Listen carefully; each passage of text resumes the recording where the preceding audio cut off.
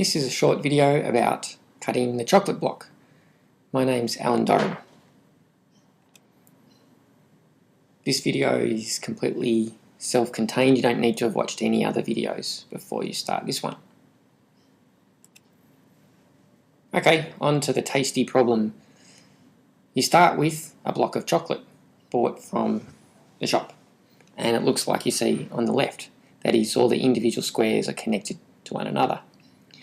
Your aim is to produce a block of chocolate that's subdivided into individual squares for distribution, like the picture on the right. The chocolate block problem is how few cuts can you make to completely separate these squares. So we have to choose an approach. How are we going to break this block up, making the minimum number of cuts, where one cut passes, as we can see in the picture now, right through the block. So we might start like this by separating out one row with a single cut.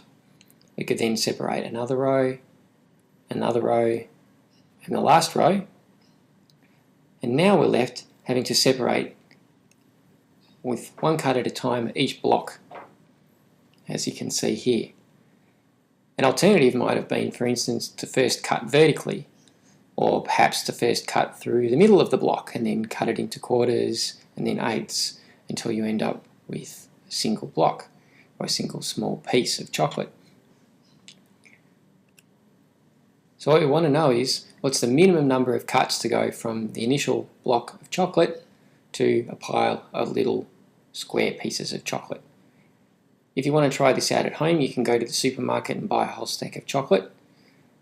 Or if you don't like chocolate that much, maybe make some little squares on a sheet of paper and cut it up with a pair of scissors, trying to minimize the number of cuts. And as you try each method, write down how many cuts you make. That's the end. Thanks for watching.